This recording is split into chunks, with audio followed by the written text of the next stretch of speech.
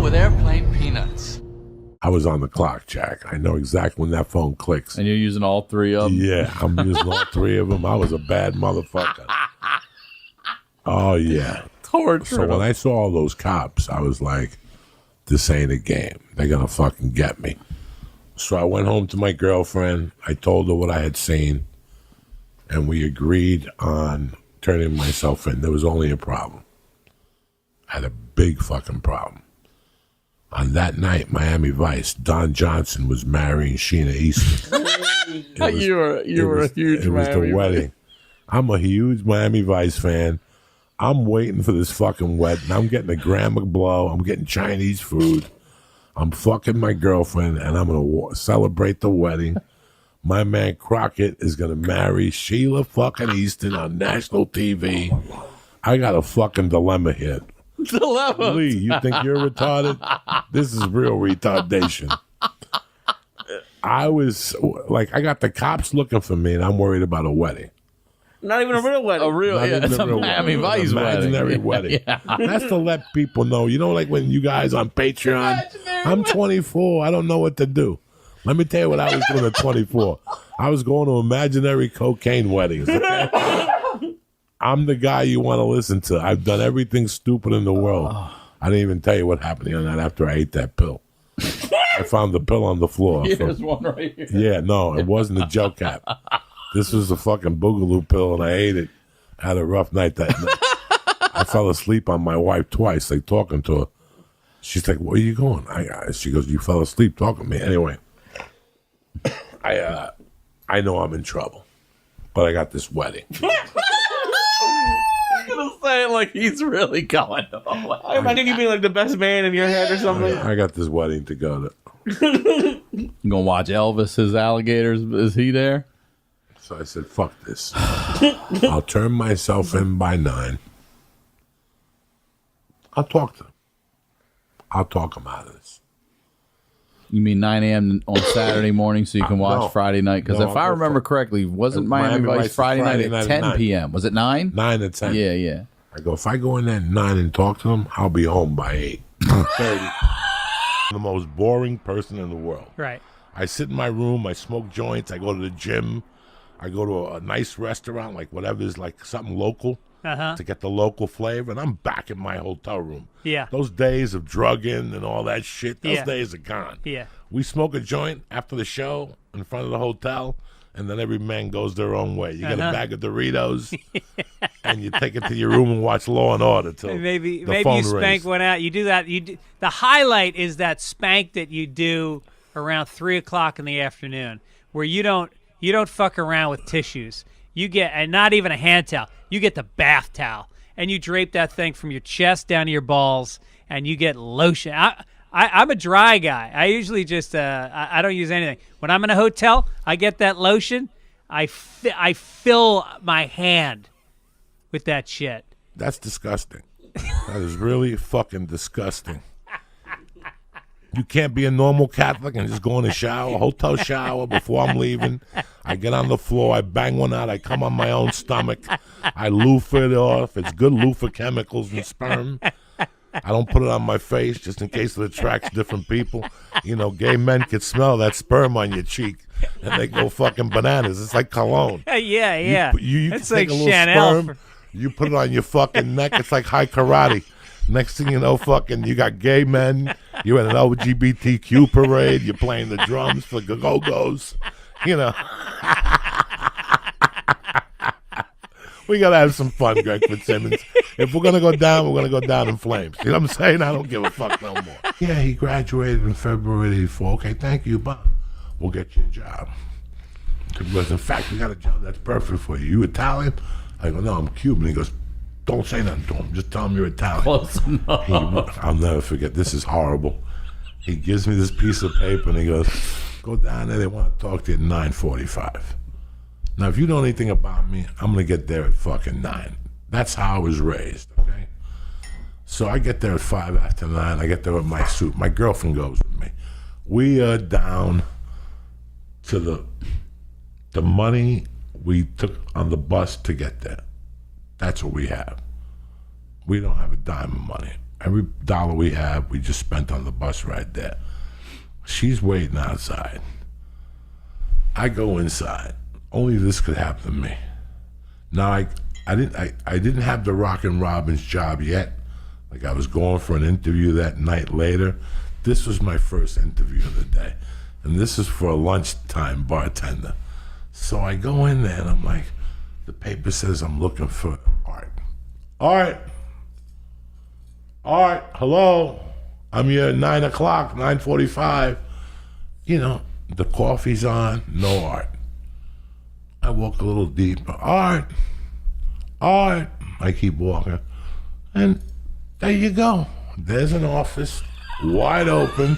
I was waiting for it.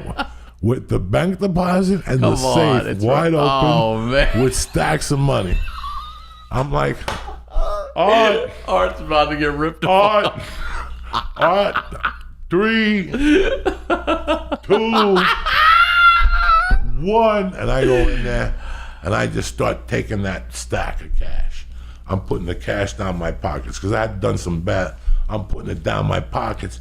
I'm putting it in my jackets. I take everything, but I'm a fucking gavone. I go for the quarters, the stacks of $10 quarters, and I put them all in this pocket here because this pocket was filled with cash. So when I walk out of the office, I walk in and my jacket is twisted. This side's all heavy. It's all twisted. I walk out and the guy's like, hey, what are you doing here? I'm like, I'm looking for Steve. He's like, Steve? We got no Steve here. I'm Art. I thought you were my 9:45. I go, no. I'm not looking for a job. My friend told me to meet him here. He goes, oh, I'm sorry. What restaurant? I go, I think it's Emilio's. He goes, I think that's down the corner. And I walked out of there. And that's when I heard him go, come back. And by that time, I grabbed my girlfriend and we just took off. 20s were flying out of my jacket. We're running up the fucking hills of San Francisco. We finally see a bus and we get on the fucking bus and we jump on it. Whew, we get to the back. We're like, was that close? She goes, what the fuck just happened?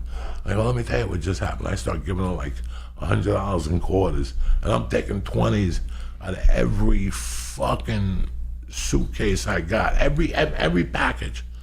And all of a sudden we counted up, I don't know, $1,000. We put it in our pocket. She had 100 in quarters.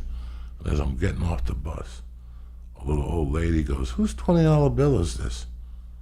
And I go, it's mine, but fuck it, you take it for good luck. She goes, God bless your soul.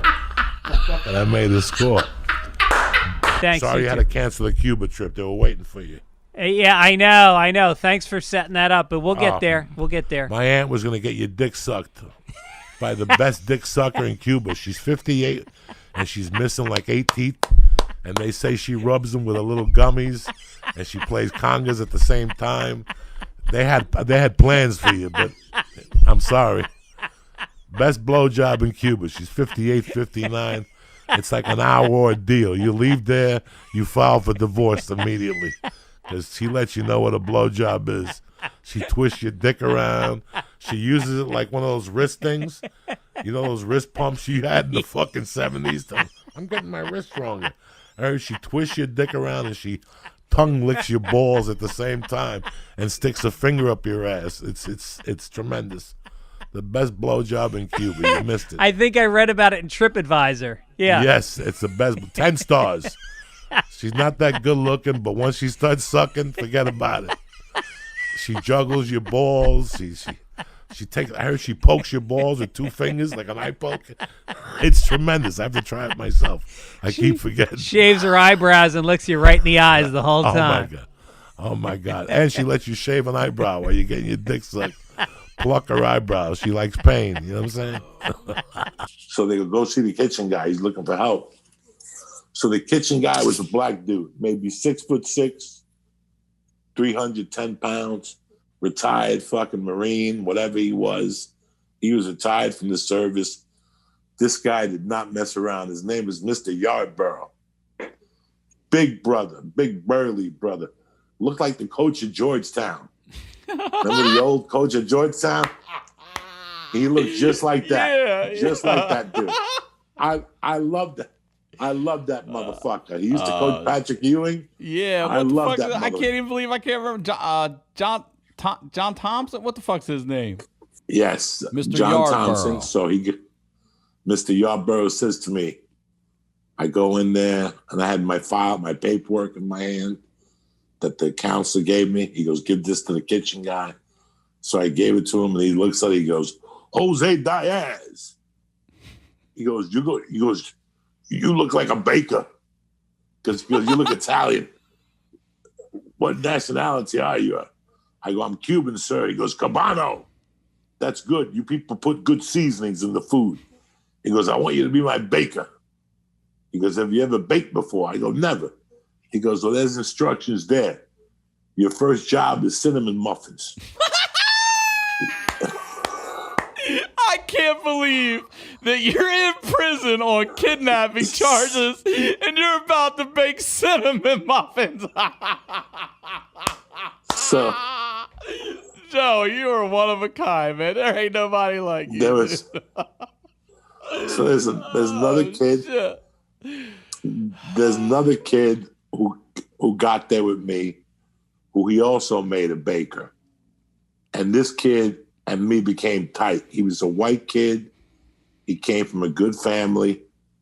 And he went out and got drunk one night and killed 2 old people. Oof. This kid was like, who can I compare him to? Like, just think of somebody that Like Simone? never. Yes. And just He made was like Steve Simone. Yeah, made a mistake. Made one mistake. He was a college kid. I'll never forget him because he was so scared. And I had to like hold him and tell him, you're going to be fine. Nobody's going to mess with you.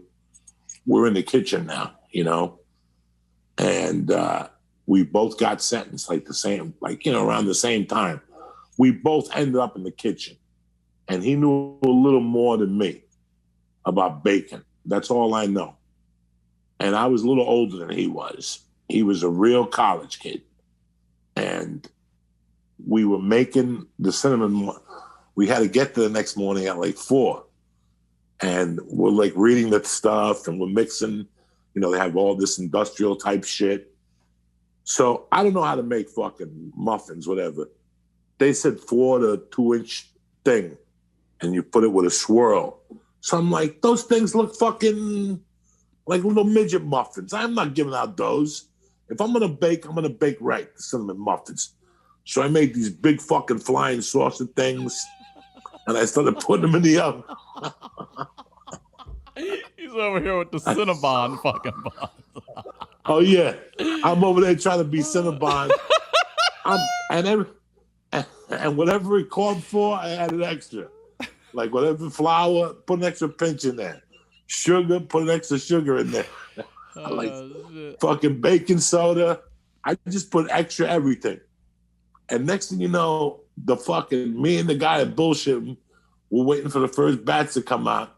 And one of the cooks was a black guy. His name was Chicken Hawk. His real name was. I love the nicknames. His real name was Spencer Antoine.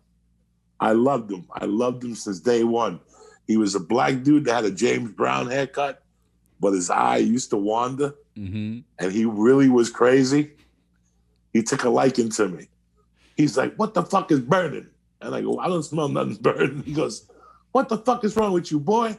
Something's on fire over there. And sure enough, the oven was...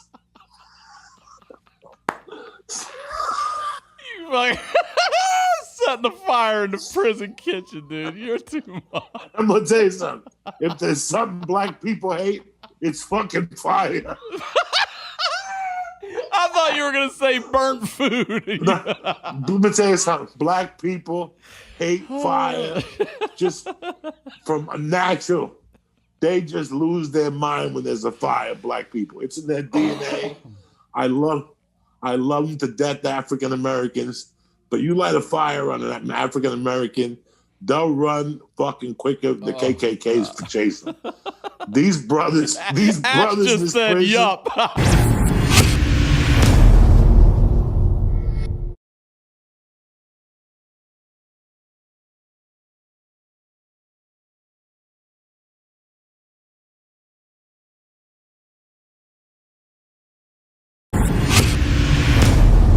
deal with airplane peanuts. When we were shooting a student film, Christine, in 1998, I smacked your ass. Give me a break.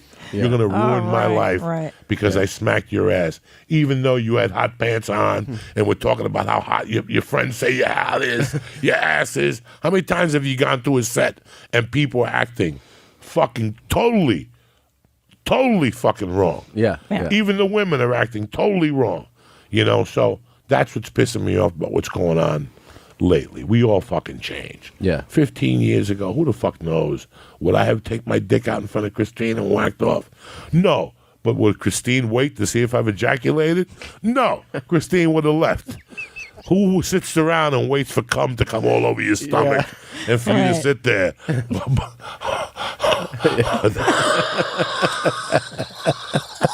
Christina wouldn't have waited. Fuck no. Christina would have kicked me in the stomach and ran out of there. Yeah. I know this for a fact. Yeah. Christina, hold on. Let's discuss comedy. I really like your podcast. Yeah, I get the What fuck are you out of doing, there. Joey? Yeah. I want to show you a little bug under my dick. No. Yeah. Well, you know how many guys I've seen jerk off in public? No, you haven't. A lot. No, since I was 12. Yeah. Where? I've seen guys jerk off in church. I've seen guys jerk off under freeway underpasses. In our when buses, we lived in the South Bay on Redondo, in front of our house. in front of our house. A guy parked his car. and Homeless started jerking guys off. in front of banks. I'm telling. I've seen, but how many of them do I watch and finish to completion? Fucking 0.0. I have friends like Joe Rogan that they give a fuck about the Mars and if the world is flat and look at this animal and I could give a fuck about that. I love humans. I love the mind. Yeah. Yes, I love me too. human psychology and I love to see the change of people. Nobody changed more than my redneck. You know, my wife is at work. My wife is one of those people that job is 8 to 5. That's on paper. In her world, it's 7 to when the job gets done. Right. You know, my wife is one of those people that, you know, you took a job. Yeah. You took it for $10 an hour. You got to do the work. Yeah. If you don't like it, quit. Yeah. But while you make a commitment, they're Americans. Yeah. They're people that my wife had no days off. In 10 years as an accountant, she never took a sick day, never took a personal day. She took 3 hours one time when I was doing coke because I got like an 18-grand check, and she wanted to make sure the check made it to the bank and not to my coke dealer's house. It was one of the biggest checks I ever got for a residual. She left. She took a train. You know, when my wife had the baby. Seriously? Yeah. Like my wife said, I'll be there in 5 minutes to help you cash that check and to put it in the proper. That was the only time in 10 years at the Walt Disney Center. Chef Diaz, Chef Boyardee. Yeah. Because I know how to make steakums and or either French fries. With American cheese on white bread, 2 steakums, shit. Steak-em. I grew up on that. Yeah, we all did. White trash, I love steak. All white trash.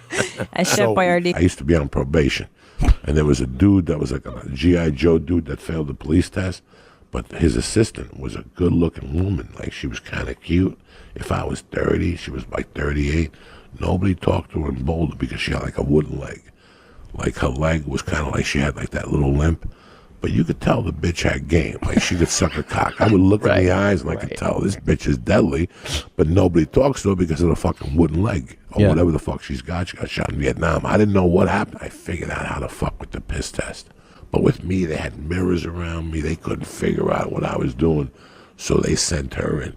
So before I would go in, I'd fucking do a half a jerk in the car and get my dick nice and big. Yeah. And then I'd sprinkle it the fucking Pool cleaner? the pool cleaner or the fucking. Doesn't sting your dick, the pool It did. cleaner? I got scars. I got little holes in my dick and Drano. Yeah. I would grind it up. I would fucking put it under my dick and then pull the skin back and it would fall into the piss test and zap it.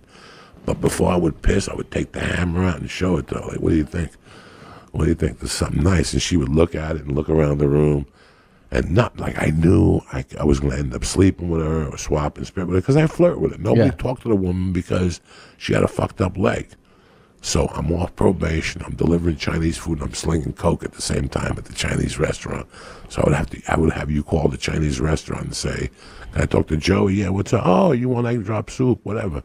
The cocaine would be hidden under the egg drop soup, so that if I got in trouble, the Chinese people got in trouble. I didn't put it in the bag. This is when I was out already, out of prison. One night I knock on the door and who answers the door? It's her. And she goes, oh, my God, it's so great to see you. How have you been? And I go, it's great to see you. Man, I gave her a hug. And I put the Chinese down. And she goes, what are you doing with your life? I go, I'm getting divorced. But I got into stand-up comedy, and I'm trying to deliver food to make a living. And she's like, oh, that's so sweet. You and her broke up. Oh, you must need a hug. And as I started hugging her, we started swapping spit. And I touched a little monkey, and I could feel nobody had even touched a monkey in like 10 years. Steam started coming up. And I started fingering that motherfucker like a savage. I put it down slowly, and I pop her pants. I take her tit out. She's got one big fucking tit. I'm sucking her tits. And I'm making out with her. I'm fingering at the same time. So while I'm fingering her, I take her pants down, but I go, I don't want to see what the other leg is. So I took the leg off of the good leg, and I left the fucking bad leg covered because I don't want to know what it is. If she's got like a pole under there, one of those fucked up feet. So I picked up her fucking legs and I started eating her pussy. The clit fucking was huge. I'm sucking on it like a piece of bubble gum. I look up at her and she's like this, Christine, like with her mouth open. I go, now's the time to put the helmet in that fucking mouth.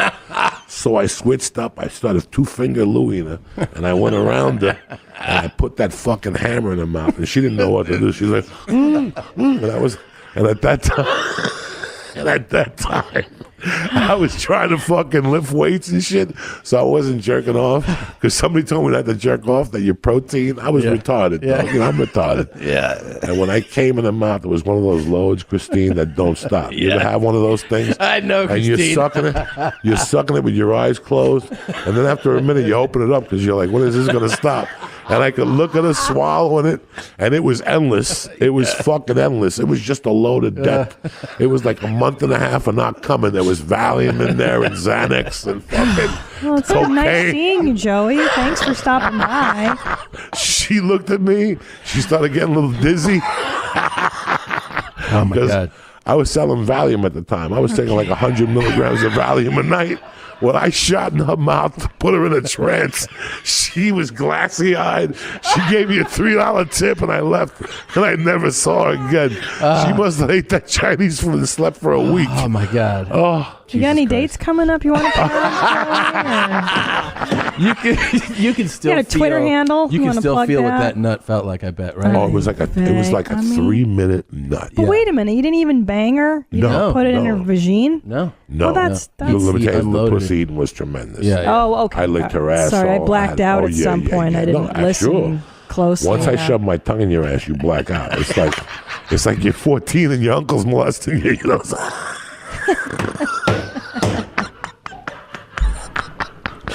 You just black out and let happen what's gonna happen anyway. I mean, what's that great story? Who's the guy on the sitcom? He's super famous now. Gardell, Billy Gardell. Oh, Billy Gardell, yeah. He was talking to somebody, and this is like right when he became really successful. He goes, "Yeah, man, those $1,800 weeks. Am I right? Like he was still doing them. Right, even as he was doing television. That's right. Yeah. So he didn't assert himself for the raises and for the graduation. You know, so crazy. 1,800, and he's like a big star. Yeah, but I mean now he's making way more. Of course, yeah. But good for him. He busted his ass for a long time. Hell yeah, absolutely. He's a funny That guy guy. was always on like the side end. He was always put on a good show with his shitty sidekick. Yeah. Who would take down the show. He had 20 chances. He was unlucky. Yeah. You guys don't remember. He had the NBC show with the black kid that was not funny. 20 million black people that are funny. They gave him the unfunniest black guy in the world to work with. The unfunniest black guy. Everybody's funny is black. They gave him a guy that couldn't be funny if his life depended on it. Once the uterus calls, that's it. That's the biggest call a woman could get. Yeah. Yeah. And everything goes out the window. Everything. Well, that's interesting you say that. Because I thought about that the last time I sat down with you when I was pregnant with Ellis, I think, and you said to me, "Don't ever become a woman, Christine. Don't ever become a woman." And I was like, "Wait, what? Like what did you mean by that?" Because I've literally been thinking about it for like 2 years. When you're a comic, you're a savage. Yeah. You're not a woman.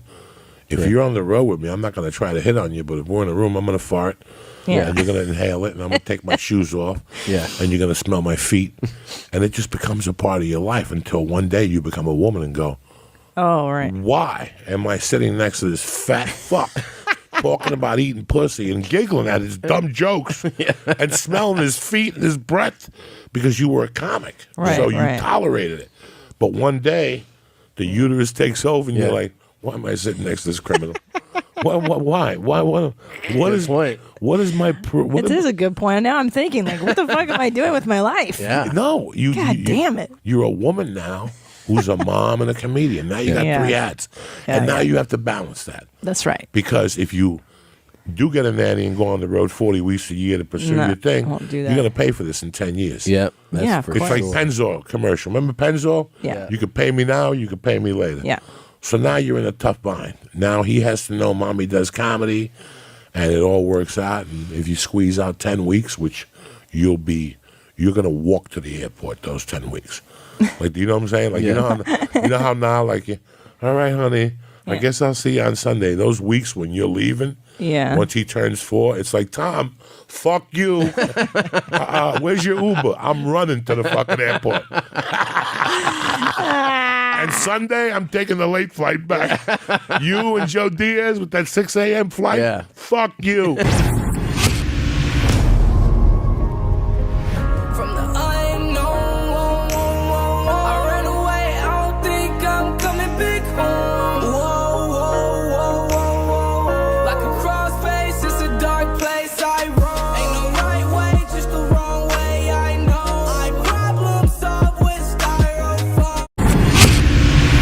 What's the deal with airplane peanuts? The Alis were the first people I ever met, ever, beside my godfather, that ever spoke to me about sex. And then I had this Puerto Rican dude on my block, Puerto Rican Nelson. He lived in the back. He was a bartender in the city. He used to always ask me, and he wasn't a freak or nothing. I always thought that at one point he would molest me. Yeah. And even till today, I think deep sometimes. Did fucking Puerto Rican Nelson ever molest me? Because he used to always have a robe on and slippers and shit.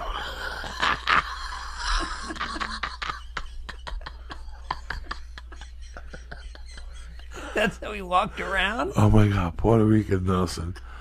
I love that you're not sure if he did. You feel like it's maybe. Yeah, like I think, did he ever dope me? Like he ever pull a Cosby on me? Because everything about him fits like an MO. He was just a good dude. Yeah. That we used to go outside and help us fix our bike. And he was a Spanish dude. And he was just, he had the sideburns and the leather jacket. And it was the fucking early 70s. And I moved to Jersey. And he would talk to a bunch of us. And one day he would take us in the back. His claim to fame with me was that I became friends with him. And I go over there, and he had a black friend that had went over to the Rock of Gibraltar, and he brought pictures back. And then he would just talk to me. And then one day, he asked me you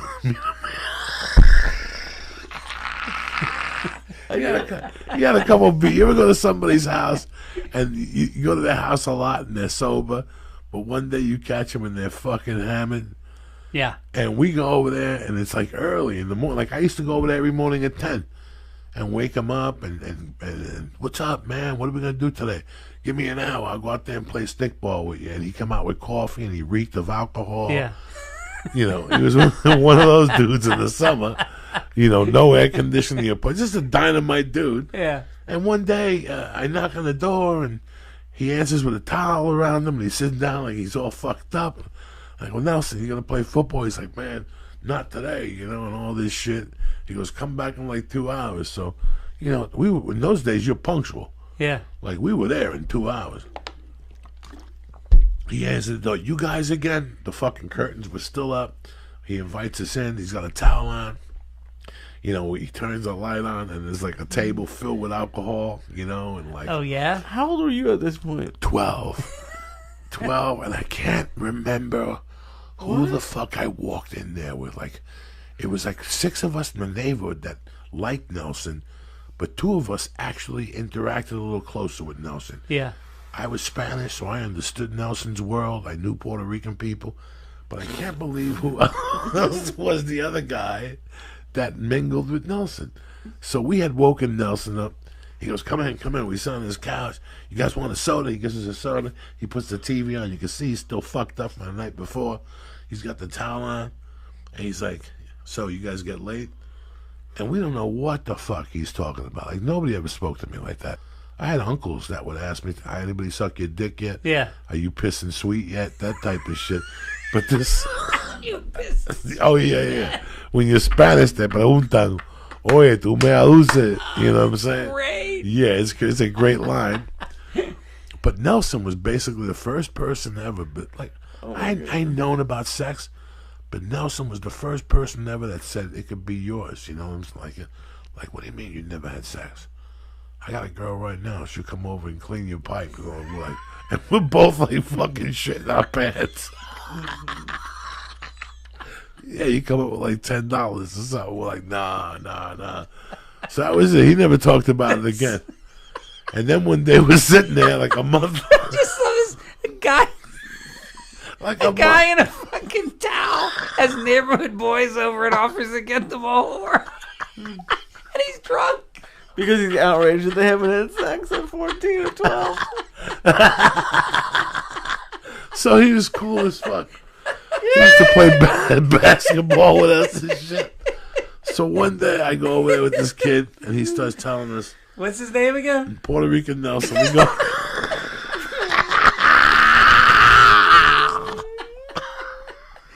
Is it be capitalized? No, Puerto Rican Nelson was cool as fuck because he used to bring us weed from the city and he would actually give us 7 joints for $5. Wow. He really took care of us. It wasn't like he was a bad guy, which to me meant the world.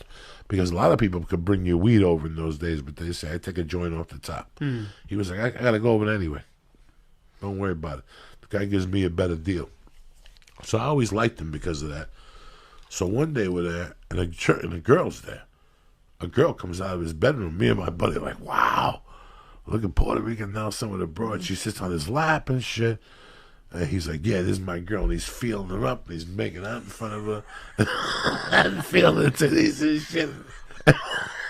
And me and my buddy are frozen. Like, we're just, I can't remember who the fuck it was.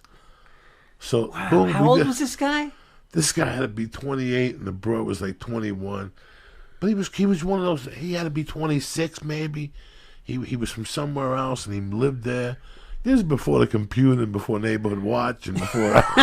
and no one was freaked out by a pack of 12-year-olds hanging out with them? No, because in those days a lot of parents came out and played with kids. And I know, that's different now. See, it's different now. I would never be able to play with a random kid in my neighborhood. So everybody knew him from the neighborhood, and in those days we wanted to go into the murky waters. Yeah. And he was kind of opening the door. Not really, to be honest with you. It took a long time. It's not like he lurked us into his house and said, do you guys want to have sex? This is after we knew him for a year. Right. We go back there all the time to get water after a basketball game. We knew him, you know.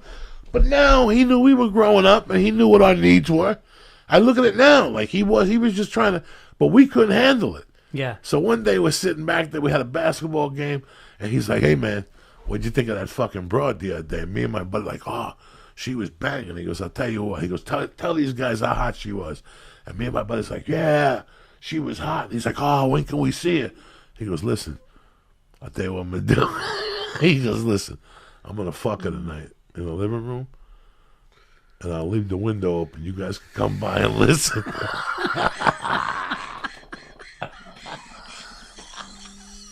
Well, you know how many times I go to an audition, I hear this. Like a lot of people don't like to audition. I like to audition, and I'll tell you why, because I fuck with them. Because you're funny. You know, I've ripped my pants out. You know, if you watch, what's that show on CBS that's been on forever? I don't fucking Which one? know. Monday nights. The Big Bang Theory. The one before that. How I Met Your Mother. Yeah. I did you know how I got How I Met Your Mother? I didn't even know you did it. Yeah, if you watch the episode, you're like, Joey, you're an extra. I'm an extra. You know why? Because I went into the audition, I had no underwear on. And there was you see these things that pop out of chairs? Yeah. The side things, the way you armrest. Right. And she goes, get up to read. When I got up to read pants from the came scene, down. the fucking thing got caught in the hole in my pants and my dick came out. All 3 women sat there and I go, did you see the egg roll? And then I lost them for sure. They even told me, they go, you got the job. As I was walking down the street on Fox, my phone rang. My agent goes, go back. You didn't even read. I didn't even read, and they called my agent and said, we love this guy. I went back, and when I went, loved him 'cause they didn't saw even your read. dick. They saw the Cuban Negro, you know. Well, but they were probably not used to someone with confidence that didn't give a fuck. You know, I went to an audition one time, bro, where the guy had, I'll never forget this, the guy was a white trash guy. Like, this family moved in. It was a pilot for ABC. And this guy is one of those guys that he had a little circular pool in front of his house. And he was watering shit, but at the same time he had like a thong on, and he's fat, and he's got jewelry on, like one of those guys in like Long Island, you know what I'm saying? So I'll never forget, I get to the audition, all these guys are there, Tony Longo, God rest his soul, all these big Italian dudes. And I knew they were gonna get the part, bro. I'm like, they're gonna get the part, I'm not gonna get it. But I had warm-ups on. All right, I had warm-ups on with the string, and I had white tidy whities. And I had a zip-up jacket, and I had to weigh 380. So I walk in, I go, I know what I'm going to do. I'm going to take my pants off. Right? I'm taking my fucking sweats off. Dog, I walk in, and what do you think these two ladies say to me? Hold on 1 second. We'll be with you in a minute. So they turn around. That's my cue, bitch. I took those sweatpants off. I took the shoes off and my socks, and I walked closer, and I took my shirt off. When they turned back around, all I had was boxer shorts on, like the tidy whities. That's it. Tits hanging out, stomach hanging over the underwear. And they did. As soon as they turned around, they were like, "Oh my God!" They're like, "That is terrible. Put your shirt back on." I'm like, "I'm not putting on shit. All right, I'm reading this motherfucker how it is." So you were supposed to like wave and say good morning, and they're like, "Action," and they're like, can't even look at me because I'm completely naked. You know, and they can't even look at me, and I'm making believe I'm flipping burgers, and I look over at them and I go, living like a doctor. That's it. They booked me. When I got to the audition, that was the read. Living like a doctor. They even gave me my own line. Half of those auditions I went into, they gave me whatever line I said in the audition. Like, whatever they said wasn't good enough. Like, I go in there with my own fucking line. Yeah, that's probably why you got it. Look at Joey. He's just sitting there like a mook galore. That's when you were wearing those big daddy shirts. Yeah, all the look how time. big I was. Jesus Christ, you were enormous back then. That must have been like, what, 2000 then, right? Yeah, this is 2000, 2002, 2003. I remember when I met you, like right after I met you, I brought you onto the set of News Radio. Oh, and they were all like, who is this guy? With the leather jacket on. Is this guy your friend? Like, I go, that's Joey. The kids on 148th Street were Puerto Rican, Irish, Italian, a couple Jews, and all of them were tough. But we're talking same age range and everything. Same age range. Different world up here. Before I got into Santeria, my mom would send me up to my godmother's house on 148th Street and Broadway, 20 blocks from the epicenter of the world, Harlem. You're 20 blocks from Harlem. I was the heartbeat of New York City. I'm 20 blocks from the heartbeat of New York City. 6'5". Oh, wow. So I'm hanging out down there on 88th Street playing buck and killing rats. 148th Street, complete. 6 years old, you're killing rats. Complete different game. First day on 148th Street, they came up to me, how you doing? Ricky, whatever. And all of a sudden they're like, what do you want to do? I'm like, I don't know, I play stickball. And they're like, nah, you want to see a body? I'm like, what are you talking about? They're like, let's go see a dead body. I'm like, I like these kids.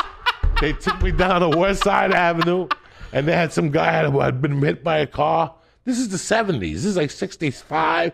There was no CSI. If you got hit by a car, you were there for like 2 or 3 days. You saw your first dead body? The first dead body I saw, he was already had the flies on him, and they just threw plywood over him.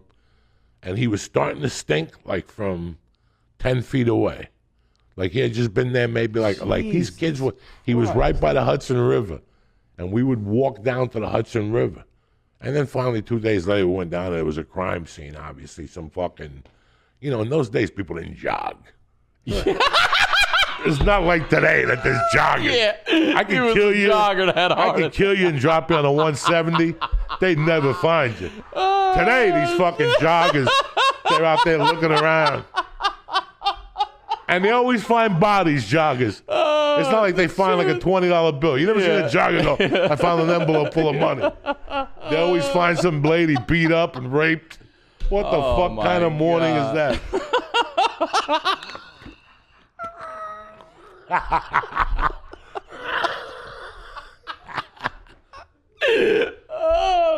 my God. Oh, shit. We're only at 6. All this, we're only at 6. And then one day, I transferred from fucking Catholic school, got thrown out, and I went to McKinley. And now I had to go to school with John and all those other kids in that area. And it was not hard for me. I can't lie to you. It wasn't hard for me. I knew them already. Excuse me. I knew half of them already from the neighborhood. So in the 6th grade, I fucking went to the courts like I did every day, and I'm playing basketball because I want to be good at basketball. Okay. And this kid, Richie Ferreira, wants to play basketball. So we're playing basketball, and he's kind of drunk. Now I'm fucking 12, you know, maybe 11, 12. Richie Ferreira's maybe 17. So fucking in the middle of the game, I say, Richie, stop fouling us. And he pushes me and he throws the ball down the fucking hill. I get up to push him. He just knocks the shit out of me. And I didn't cry or nothing. I just took it and went down to the corner and went and picked up the fucking ball and went home. But my pants were ripped. I tell the story on stage. Not in the extended version, but this all went down, and Carmine was on his porch with Peter looking at this. This was a commotion. And the next thing you fucking know, I go home, and I go in the shower. My mom's home. What the fuck is my mom doing home? I go in the shower. The phone always rings when my mom is home, so I don't. But the next day is when I got home, and she said, listen, we're going to go to the park. You got beat up yesterday? You didn't do nothing. And I'm like, Mom, what the fuck? So she takes me to the park. She takes the guy. We fight. He beats me up again. My mom walks me home, tells me it's okay. I'm going to get into a lot of brawls in my life. But guess what Richie Ferreira does? What? He hires John Bender to fight me. What? So I'm in the 6th grade one day, and John Bender comes in and he goes, hey, fucko, spick, whatever. We're fighting at 3 today. You, Richie Ferreira, How old was John? 6th grade. We're both the same age. What? Both the same age. So Okay. now I go home, I take my books out. Now this was big time. This was weird because they thought Carmine was going to come. So Bobby got on the corner. They had people on top of the hill. And John showed up with every white kid in town. And I'm standing there with fucking Martin Perez, Valentin Ferro, Dominic Special, and Michael Special. You know, he showed up with 15 fucking kids. And they made a circle, and I fought him, and he broke my nose. And I gave him a black eye, and he busted my lip. He really beat me up, if you want to know the truth. And the next day, we just went to school like nothing happened. And then like a week later, he comes up to me. And he goes, listen, what happened? I feel really bad. And he shook my hand, and I took it for what it was. I always knew something was going to happen between us one day where I'd stab him or something. I didn't say nothing.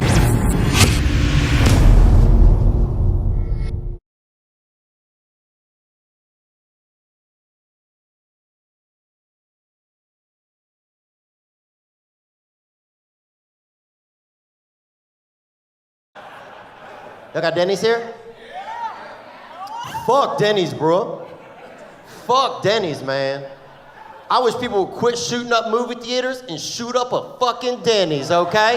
Because if you get gunned up at a Denny's, that's on you, playboy. Have some respect and take your family to IHOP like a real man. Denny's suck. Everything at Denny's tastes like eggs and onions. Everything. The air, the pie. Even the silverware if you just run in there and lick them. Place a shithole. And what do they clean the tables with? Syrup? Fucking once you sit down, you can't even get up. It's like, guess we're staying for lunch. I'm trapped. And all the waitresses look like shit at every location. How do they do it? They even have a job application, or they just have like a special mirror, and if you look like shit, then you're on staff, Cynthia. But you gotta wear a hat, because nothing looks better than shit in a hat. Put on your hat, shit it, waffle up. Okay, hey Denny's, bruh. And half the waitresses got whiskers. What you shave your ladies, Denny? Shave your ladies before you put them on the dance floor. Lady look like a damn cat. Meow, meow. Meow, come to Dennis. Sorry for the bad service. I just gave birth to a bunch of babies in a cardboard box in the kitchen. And we's all out of milk. I hate Denny's, bro. I hate Denny's, and I keep going back there. I keep going back. This is me every time I leave Denny's. Man, fuck this place, man. A week later, yes, ma'am, table for one, please, yeah. By the window? Yes, ma'am, thank you. Yeah, in case there's a drive-by, I go down with this shithole. I grew up in my neighborhood. We didn't have a lot of diversity in my neighborhood. Diversity's always people's talking about it.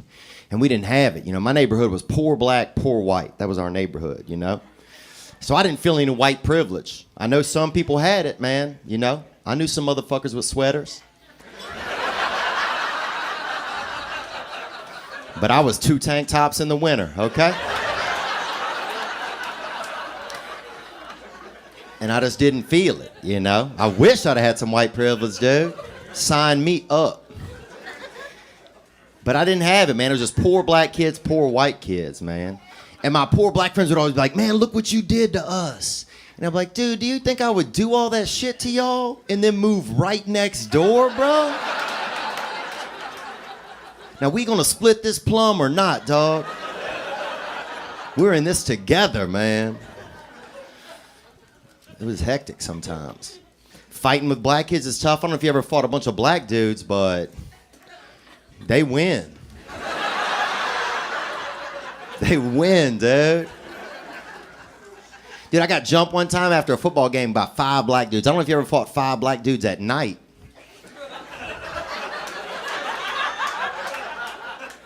Just imagine you're fighting 5 black dudes, right? Now close your eyes. Now how many black dudes are you fighting? As many as your imagination can hold.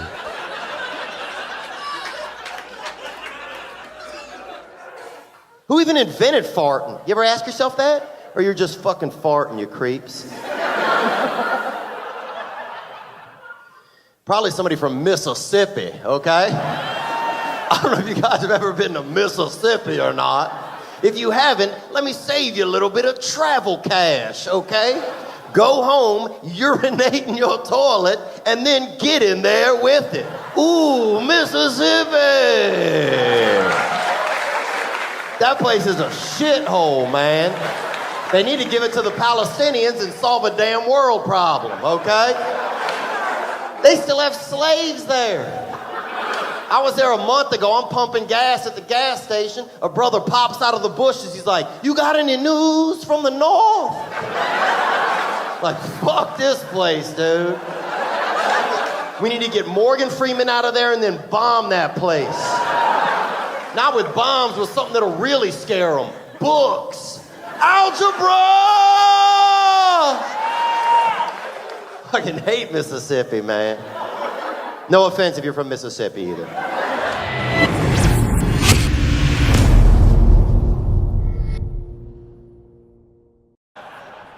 Y'all got Denny's here? Fuck Denny's, bro. Fuck Denny's, man. I wish people would quit shooting up movie theaters and shoot up a fucking Denny's, okay? Because if you get gunned up at a Denny's, that's on you, playboy. Have some respect and take your family to IHOP like a real man. Denny's suck. Everything at Denny's tastes like eggs and onions. Everything. The air, the pie. Even the silverware if you just run in there and lick them. Place a shithole. And what do they clean the tables with? Syrup? Fucking once you sit down, you can't even get up. I'm like, guess we're staying for lunch. I'm trapped. And all the waitresses look like shit at every location. How do they do it? They even have a job application, or they just have like a special mirror, and if you look like shit, then you're on staff, Cynthia. But you gotta wear a hat, because nothing looks better than shit in a hat. Put on your hat, shitty, waffle up. Okay, hey Denny's, bro. And half the waitresses got whiskers. Would you shave your ladies, Denny? Shave your ladies before you put them on the dance floor. Lady look like a damn cat. Meow, meow. Meow, come to dentist. Sorry for the bad service. I just gave birth to a bunch of babies in a cardboard box in the kitchen. And we's all out of milk. I hate Denny's, bro. I hate Denny's, and I keep going back there. I keep going back. This is me every time I leave Denny's. Man, fuck this place, man. A week later, yes, ma'am, table for one, please, yeah. By the window? Yes, ma'am, thank you. Yeah, in case there's a drive-by, I go down with this shithole. I grew up in my neighborhood. We didn't have a lot of diversity in my neighborhood. Diversity's always people's talking about it. And we didn't have it. You know, my neighborhood was poor black, poor white. That was our neighborhood, you know? So I didn't feel any white privilege. I know some people had it, man, you know? I knew some motherfuckers with sweaters. But I was 2 tank tops in the winter, okay? And I just didn't feel it, you know? I wish I'd have had some white privilege, dude. Sign me up. But I didn't have it, man. It was just poor black kids, poor white kids, man. And my poor black friends would always be like, man, look what you did to us. And I'm like, dude, do you think I would do all that shit to y'all and then move right next door, bro? Now, we gonna split this plum or not, dog? We're in this together, man. It was hectic sometimes. Fighting with black kids is tough. I don't know if you ever fought a bunch of black dudes, but they win. They win, dude. Dude, I got jumped one time after a football game by 5 black dudes. I don't know if you ever fought 5 black dudes at night.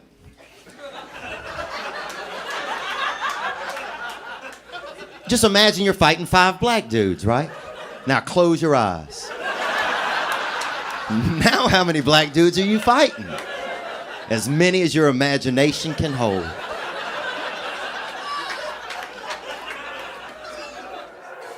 Who even invented farting? You ever ask yourself that? Or you're just fucking farting, you creeps? Probably somebody from Mississippi, okay? I don't know if you guys have ever been to Mississippi or not. If you haven't, let me save you a little bit of travel cash, okay? Go home, urinate in your toilet, and then get in there with it. Ooh, Mississippi! That place is a shithole, man. They need to give it to the Palestinians and solve a damn world problem, okay? They still have slaves there. I was there a month ago. I'm pumping gas at the gas station. A brother pops out of the bushes. He's like, you got any news from the north? Like, fuck this place, dude. We need to get Morgan Freeman out of there and then bomb that place. Not with bombs, with something that'll really scare them. Books. Algebra! I fucking hate Mississippi, man. No offense if you're from Mississippi either.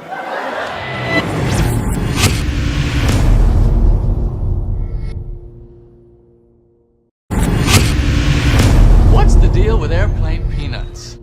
Because most realtors are brain dead, and they amass these large fortunes by being brain dead. And it's like, it's the funniest, because none of the interactions are real. Like none of the, like they're all like, he's like, you want it for 8, but it's going to be for, you know, we're too far apart. It's really like 9.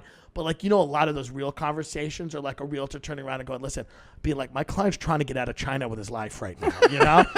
You know, the World Bank, you know, this guy, they want him for genocide. He poisoned a river, but he loves this infinity pool. He's going to get his money out here, but you got to listen. I mean, this guy, I mean, they want him for narco trafficking. He's coming at, you know, this is the Sinaloa cartel. Let's make a deal. Yeah, let's go, you know? You need, and instead it's like, I like the windows. It's like, that's not it. No, it's that not ain't it. it. Definitely I'll not. tell you This that guy has much. killed entire families. Oh yeah, in New York and he City, wants this apartment. like all the people that own these houses are like Russian fertilizer magnates, Oh, yes. Chinese amusement park tycoons. Yeah, for Yeah. sure. Oh yeah. Now I bet you were a fucking savage. What did you do? Subprime mortgage seller? I sold subprime mortgages because I believe in people and their ability to own homes. That's number one. And I was stopped from doing that by a totalitarian government who does not believe in people the way that I do. So sorry. Would you tell people who are like, I don't know if I can afford this? You were like, dude. By the way, I'm looking at America is a country of thieves and criminals. Yeah. No one said I don't think I can afford. I love. true. By the way, I love that. That's such an innocent, great way to think about it. Yeah. Like there's someone on the phone where I'm like, hey, we could get you $300,000 Thursday, and they go like this. I don't know if I can afford it. No, it's America. No. Everyone's a dirtbag. They're like, I can. They're like, can we get it Tuesday? Yeah. Can we get it Can I Wednesday? make it morning? 500? Yeah. So it's actually not. I mean, I'm sure the predatory lending went on, things like that went Yeah. on, but the majority of people that I worked with were selfish scoundrels. Yeah. That wanted money. Were you ever? I gave them money. Did you ever? I bought a get to- subprime mortgage. I bought a house with a subprime mortgage. You did? Yeah. Did you ever get to the Did you ever have somebody, whatever, who's I don't know the ins and outs of it, but applying, and you looked at their stuff and you're like, there's no way we can give this guy anything. Well, the worst one we had was a guy who was clearly like had dementia or didn't know where he was, and his son wanted to open up a strip club in Miami, and his son just took all the money out of his house, and we were sitting at the closing, and we're signing papers, and this old guy's like struggling to sign papers, and his son is like, "Keep signing, Daddy, it's almost over." And the closing attorney said, "I'm not really comfortable with this," and I'm like, "Yeah, it ain't great, but you know." I mean, at that point, you know, what are you going to do? You know? Yeah. Shout out to the Vasquezes. But there again, it's a guy that came to me. He's like, my father's, you know, an old guy. I want to suck all the money out of his house and go open up a strip club. It's like, all right. How's that strip club doing? You know, I don't know, Tom, but if I was a betting man, you know, I don't know. I bet that's a great business. I though. think it really is, do. and I love sales. I miss it, and Yeah. I love it. I love sitting in a room with uneducated people, calling people over the phone and trying to build an empire. I'm here to tell y'all that I think I'm leaving TikTok. No. I've enjoyed all the friendships. And Thanks for turning the volume up. Background. Some dramas going on. That No, don't leave. Really I cool didn't even video. know you were allowed to be on. I don't even have one. I didn't know you were allowed to be on it if you were over 19. Like I had no idea that there were 60-year-olds leaving TikTok. Oh, there are. Like emotionally making an announcement. You're like emotionally going, I have made a lot of friendships here. It's like, that's illegal. That's against the law. What do you mean you've made a lot of friendships here? Right. What are you talking about? I mean, We had been day drinking in Florida, visiting Yeah. my family, and we saw these little kids, like 5th graders, Yeah. by the pool in this place, and we walked in on them, and they were choreographed. We're like, "What are you doing?" And we've been drinking, Right. And they're like, "Oh," and they're in their school uniforms. They're like, "We're Right. making a TikTok," and we both were like, "We're on TikTok," and they were like, "Oh, okay." These are like 10, 11-year-old they think girls. they're going to get kidnapped. And then they're like, "What's your handle?" And I was like, I've spelled it out for them. And then as we walked out, I realized that the last one I had posted was me pulling my nipples and going like that. But I was like, "Oh, we gotta go. We gotta get out of here." You know? I mean, yeah, it's one of those things, man. It's like old people have Facebook. That's where you go. Yeah. That's where you go to scream Yeah. into the void, talk about your knee operation. Yes. Talk about Donald Trump. Talk about dead animals. Talk Scream about into the void. I is mean, that's accurate. what it It is. is. That's what you're there. That's what it's for. Let's go back to where it's sunny. I love my mom very much because she bought me tickets to Boston to see my dad March 7th on Saturday at 3 p.m. in the afternoon. Bye. Boston. Okay, yay. babe. I bet there's a bunch of kidnappers that are like, pass. Because he just gave them all the information to kidnap them, but a bunch of kidnappers just looked at each other and were like, yeah, you can take that one. I'm good.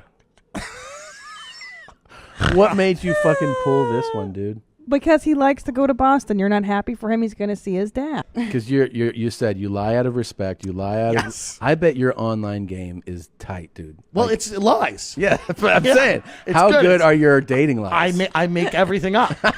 I make everything up. So walk me through. Most like, people on the sites think I'm Amy Schumer. You know, that's my no. I mean, I think it's hard to make stuff up now because people I'm somewhat public. People can kind of look me up. Yeah. But you know, these people don't know. You know, they think I'm doing great. I'm doing really good, but like they don't know. So wait, are you on like Raya or are you on? I am, but that one sucks. Why does it? Does I suck? heard it's fun. I heard It just Tommy Lee met Brittany Furlan on Raya. Maybe Well, for gay I don't know. It's just not that great. It's people. It's supposed to be like the celebrity app. But are you it's always not. okay? Do you go between being like, I want to meet someone, Yeah. to date, or are you basically? No, it's I'm always just like, just to meet somebody, maybe hang out with. It's cool. Yeah, okay. But sometimes if you meet somebody to date, that's cool too. But I'm not. I don't. You're not looking for it. Not at this moment. Okay, I got you. You know. And you're full of lies on there. Well, I'm embellishments. Yeah. Distortion. Yeah. Like what? Like what? Well, just the idea of like, I'll tell people I've been to countries I haven't been to. You know what I mean? Like I'll start talking about Japan. I've never been to Japan. Like I'll be like the best sushi, no offense, is in Japan. And the guy's like, "What do you mean?" I'm like, "No offense, but I date like younger guys who are in their 20s or whatever, and they're like they don't know anything." And so I'm like, "Oh yeah, that sushi's good, but it's probably better in Osaka." When I was in Osaka, I had this. He's like, no offense. This chutoro Yeah. that was to die for. I tell them no offense because I'm like, you're probably not living that kind of life. That's okay, but the best sushi is in Japan, and things like that. So And they're like, I would love to travel with you. I there. make up geography. Yeah. Like I just make up things that I love it. I respect it so much. Yeah. I mean, nothing crazy. Yeah. But I mean, you should. I You love that. you gotta lie. Yeah. A little bit. Yeah, for You sure. do. I mean, the country is run by liars. The most successful people in America are liars. Yeah. Everyone you see on a billboard is probably a liar. I mean, I don't know what to tell you. It'll be fun. As soon as you get that laugh and you're in, you're like, oh, I'm back in. And it's amazing. But then they're closing all the parking garages in New York now at midnight because homeless people, I guess, are just walking down into them. And they're like, hey, this is a fun cave. Yeah. What could happen here? Yeah. I like cars. Yeah. Like I imagine like homeless people like there's a cave full of luxury cars 2 blocks away. Yeah. We don't have to be in the rain tonight. Right. And so they are closing those at midnight. So then me and my opener, we get back and we're driving around the city trying to find a spot. Everything's just weird, man. We went into a bodega at like 1. We're like standing there. There's a homeless woman in there begging for tea. The dude's like, it's your 3rd tea. And then you're looking at 2 guys that are kind of walking around the bodega and you're like, something feels off. Like, are they about to whip a gun out? Am I just paranoid because of the news? Nobody's out at night. New York City used to be, and I lived there for years. Bumping, dude. 3 a.m. I'd be in a diner yelling at people Yeah. about how fucked this business was. Yeah. I have been denied the amount of bitter, resentful bile that came out of my mouth as marinara sauce was flying out of it, mozzarella stick bites, just being like, the denial, this bitch gets a special. Just nasty, real horror. I wasted so much in New York. Like, I loved it. It was amazing. Yeah. But like, just the amount of time I spent walking around being angry and not in awe of what an amazing city it was. Like my opener, he paints this picture of like, it's so amazing.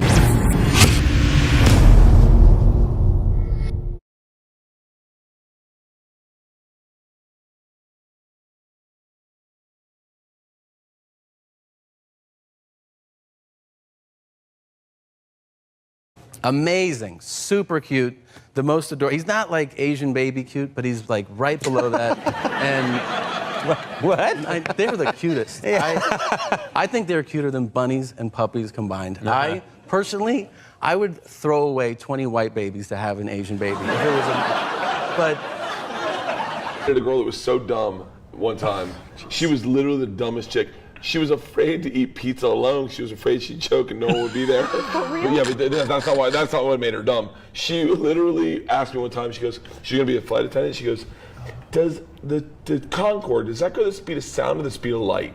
And I was like, no. I think you're thinking of the Millennium Falcon. She goes, so wait, when they fly, can they not hear anything? I was like, yeah, that's right. They're going on a plane where they all have chalkboards around their neck. They're like, I need a Diet Coke. She was an idiot. What's up, Kristen? let's talk about rain real quick, man. Over here, Cedar Rapids. Here, man, you got a little over an inch. That's nothing. Look at Spencer. Spencer, man, y'all are wet.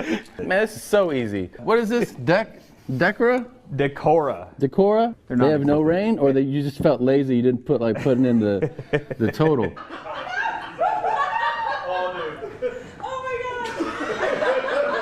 Thunderstorms. There's thunderstorms. You guys ready? Stay home. Don't go out. It's raining. It's just me and you. I want to go to my safe place. I love you guys. We love you. See you later. Let's talk about your fourth guy. The website for the Travel Channel calls you professional fun seeker. Their website sucks. I love Travel Channel, but they're horrible at the internet. They're so bad. They're the greatest people, but man, they're horrible. Before we started, I was not a very good host because I was talking about how empty a life I lead. Your sadness was hilarious. You told me about your empty house. It's true. And how you sit in your sadness. And I asked you, what do you consume? Like, what's your vice? Do you drink at night? Are you eating cookies? And you're like, I am consumed by my own sadness. And I was like, really. That's hilarious. Well, good. I'm glad I could bring you up with my down. Oh, like you telling me how sad you are has been the best part of my week. Oh, good. Yeah. Go to your mom's house podcast.com. There's hundreds of episodes. Me and my wife's very juvenile, lots of farts, but it's a good time. Well, yeah. That's one thing that makes me happy. You like farts? I do like that. Hold on. I feel better. I got nothing. Just knowing that something was coming.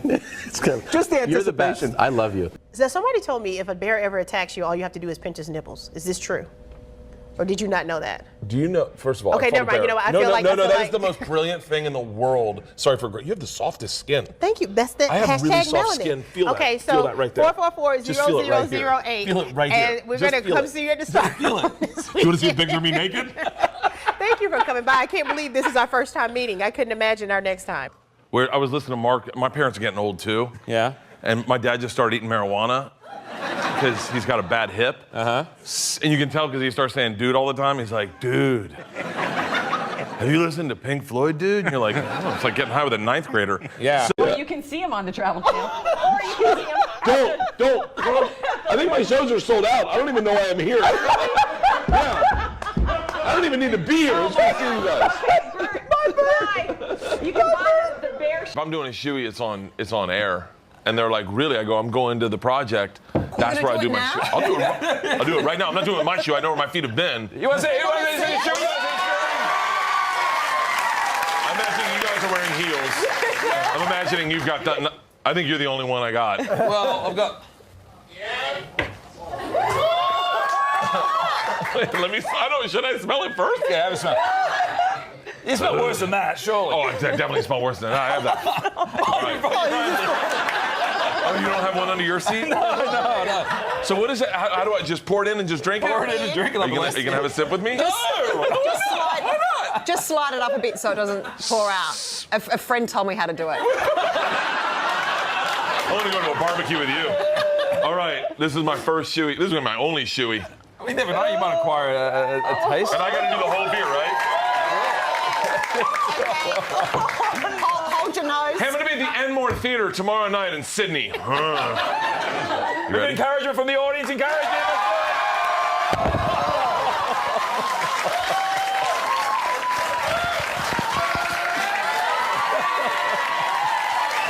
So do you feel better about your body, obviously? You got your shirt I off never there. really cared about my body. I never noticed that I was fat. And by the way, I'm sure there are people going, no, you're still fat, buddy. Like, I hate to break your heart. I know you think you look good. You look horrible. I'm changing the channel.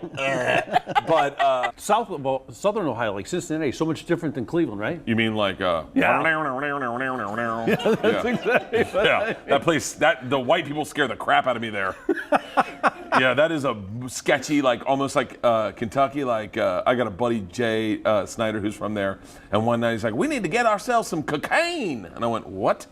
No thanks, I'll pass. But yeah. And looked at my driver's license as we were having this meeting, and it says I'm 5'11", and he goes, bro, 5'11". Come on. And he shook his head. Then he stood up next to me, and I was like, I am. I tower over you. Come on, that's ridiculous. I tower over you. You can eat peanuts off my head? Easily. How tall are you, Tom? 5'11". You did have a section where I had to decide. Somebody speaks, and I have to guess if it's a black man talking Or me. not, or you. Tom or Black. Yep. Tom or Black. Yeah. Yeah. Go ahead and do it. Can we hear Hey, yeah. Like that. And I had to guess. Dude. Yeah. Hey, yo! Like, That wasn't as good. let me hear yours. Hey, yeah. Dude. What is that? That's not a black Hold guy. on, What are you talking about? What are you black saying? guy? He's at the University of Miami. You didn't meet him? It's a black guy. You're saying that you want a black Aggressive shit talker in tennis. Yeah. That would be the best. That's an ace, man. Like that? Yeah. It's like, Ain't no double fault. Fuck you. like that. Like that. Ain't no double. Sir, can you please watch your language, please? Eat my dick. Okay. I'm going to have to ask you to get over to the Bitch. Your daughters? 14 and 12. They both had their periods, if that's what you're asking. Oh, we can't talk about this. No. Hey, can I just make it really clear? That's not what I was asking. Like, my wife got hers at a football game wearing white pants. Oh, my God. It was an Alabama football game, so her dad was like, she bleeds school colors, roll tide. Yeah, the whole period thing? Yeah. Oh, I did not see that coming. No one told you about that. Well, I knew it was gonna happen, I just didn't think I'd be around. My oldest got hers first, that's how it happens, right? And so, we can talk, she gets hers, thank God I wasn't there, I was on the road, I would have ruined that. Yeah. I'd be like, all right, you go to the river and do laundry for a week, you're dirty. I go do one of these horrible fucking morning shows. Right? 7 o'clock in the morning, you know, the moms taking care of their babies are not like, I'm gonna go see this. It's like, it's not the right place to publicize stand-up, usually. Right, which is why you started doing the character called DJ Dadmouth. Comedian Tom Segura, a.k.a. DJ Dadmouth. DJ Dadmouth. It's all about the after party, man. I mean, I want to give a shout out to Kim Ann, You Are Amazed, and Throatzilla. Throatzilla? Yeah. Got beautiful young daughters. I thought you were gonna say my eyes. No, I can't see your eyes. There's just beer everywhere. But are you going to tell your daughters about your record? Do you have like a plaque at home saying the world's best partier? My daughters are so stupid. I don't have to worry about them reading anything. They follow them after their dad. Oh, you got it. How bad bombing feels to somebody. Imagine if a girl said you got weak dick, and then like as she said it, another girl walked by and was like, he does. And you're like, what the fuck? This is like a never-ending line. Yeah.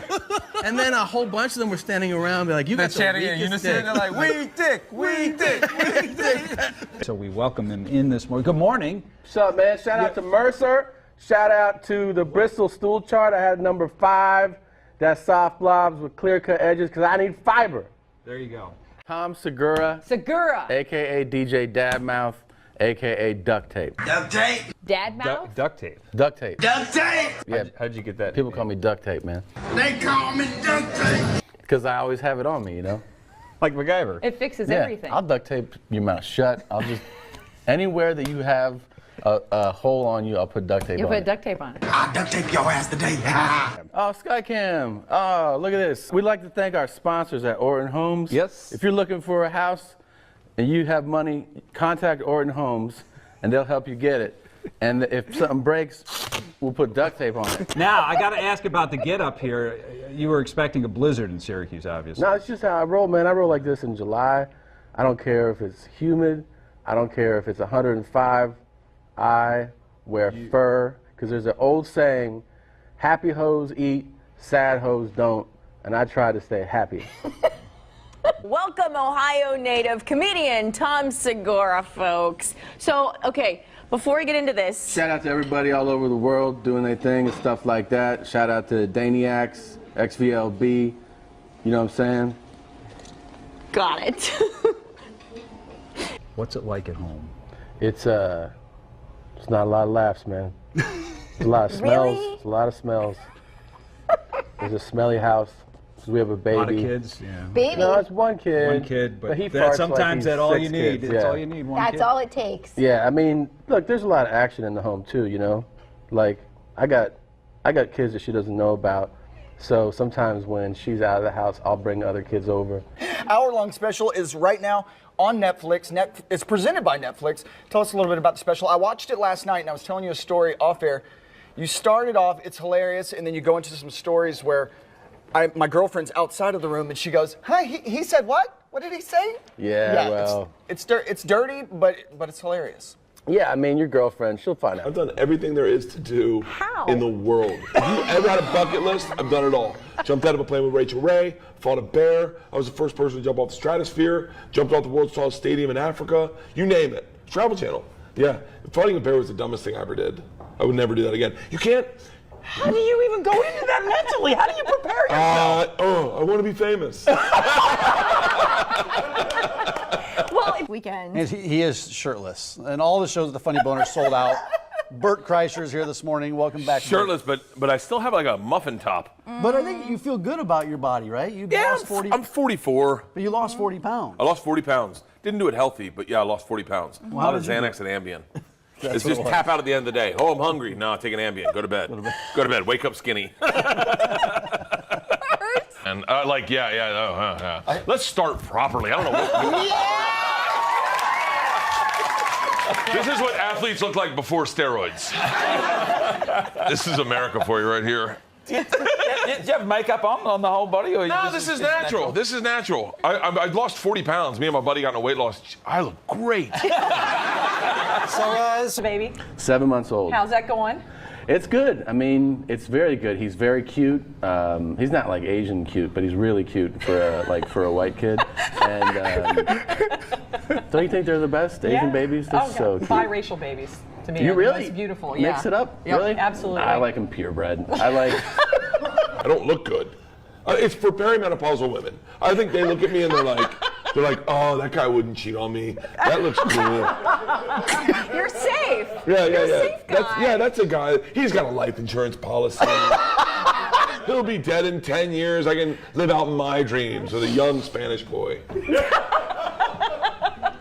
You did CrossFit, you did say. I got in Not trouble. that you were just on a treadmill What'd you do the at whole CrossFit? time. I don't know. We might get in trouble if I say this. I called the guy black. I don't know if you can say that. He's black. Yeah. But I said, hey, the black guy's cheating. And they're like, you can't say that. I was like, why? I don't know his name. And they're like, yeah, his name's Wendell. I go, oh, okay. Hey, Wendell, the gay guy says I can't call you the black guy, but you're not doing all your burpees. Oh my God. I'm sure we can't say that. We can't say that. I don't know, but I was. I'm half Peruvian, so we've been teaching him Spanish because it's part of his heritage, and I speak Spanish, and there's also utility in knowing Spanish. So many people speak it. Of course, yeah. And then my wife's Hungarian, which is fine, and she goes, I want him to speak Hungarian. I'm like, why? It's like, so he can be an arms dealer or something? What's that? Kevin Hart. I love Kevin Hart. I love him. I've known Kevin for a long time, right? But Kevin's brand now is like work hard and believe in yourself and you can accomplish whatever you want. That's not real. That's irresponsible Give to tell me that. your motto. Give me your motivational pitch. Just be at the right place at the right time. Just get lucky. We were talking about that today. It's all luck. It's all luck. Like, trust me, if Dave Chappelle hadn't taken off for South Africa and Chris Tucker hadn't found Jesus, Kevin Hart may not be working. That's the truth, okay? He doesn't acknowledge that in any of it, but that's the truth. Man, I love Travel Channel. I love Scripps. They were nothing but it's the reason I have a house. It's the reason we have security. It's the reason my daughter has a therapist. Shouldn't have said that. I've definitely been drinking. And you are drinking. I'm in therapy too, everybody, okay? What is in the cut? Maybe wheeled out of your own home in a gurney. Yeah, I have no idea. Oh. It's forever, right? What am I counting the days for? You think guys doing life in prison count the days? I don't think so. You do your time, I'll do mine. Oh no, I got out. You got out? Yeah. Did you know that I drank milk out of a cow? Did you know that's warm too? Yeah, well, it's coming from their body. You think it was refrigerated? It was refrigerated from the udder? I was like, comes out cold. It tastes, it's like as hot as urine. Yeah, it's inside his body. It's just like it's urine. It's 100 degrees. Who wants milk that's hot? You also did a. My favorite Rachel Ray story ever. Secret time. No one tell this to anyone. We go to Mexico.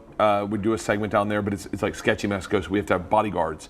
And I we're drinking in her room. John, her husband's playing music, and our bodyguards are sitting there just watching us. And me and her just drinking, and she just lights up like in a fun way and goes, "Hey, let's take our bodyguards to the beach and make them fight." College, and I overdosed on GHB, and like I took ecstasy and I drank. But it's the date rape drug, but I gave it to myself. That's GHB. So- That's what GHB is. GHB is yeah. It's You didn't like, really know what you were taking, though, right? Doctors ultimately found some stuff in your system that you Yeah, weren't I mean, sure I knew about. what I was taking because I had taken it before because it's fun to get high. But I didn't realize that I shouldn't take 100 hits at once, like that kind of thing. Have you heard from people who in some way relate to your story and they Yeah, get they're like, something drugs out are of it? fun. You're right. No. So you host a podcast with your wife. That sounds like a fatal why you talking mistake. about my wife, man? Oh, I apologize to his wife. I apologize to his wife. I'm sorry, Senora Segura. I apologize. We don't apologize. You don't have that out of your system yet, bro? Goes What's up back. with those shoes? You tell me. What color are they? What color? Yes. Black? Come on. You've been listening. You've No. been listening. No.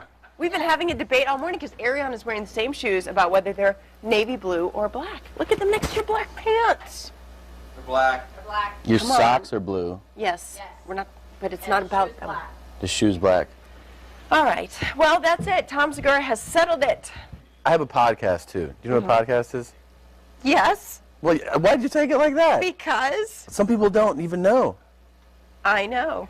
Some people don't know blue from black. A podcast is... My daughter's got a friend named Alexa, and she came over, and she left frazzled because I'm trying to make a blue apron. I'm like, Alexa, set a timer. Alexa, play Sam Cooke. Alexa, how do I make a roux? And this poor kid's like, I don't even know what a roux is. What do you think about your dad? Well, he's nice, but he's really bossy. Yeah. I didn't drink last night, and I went to the gym and I worked out. And then I saw some guy walking up with bottles of wine for a wedding. And I was like, can I get one of those? And he was like, sure. Just one. Just one bottle. And then my wife said, I was talking to my wife on the phone, and I took a sip in the middle, and she goes, are you drinking? I was like, no, I'm breathing. So A joke, and you said, let's build a wall around Louisiana. Right. And that made some people very unhappy. People would be like, no, you crossed the line with that joke about building a wall. I'm like, do you understand what time we're living in here? Like, do you understand the context? Like, our current administration wants to build a wall to keep people out from, like, quote, shithole countries. I'm just saying, let's put a wall around a shithole state. You know, it's like...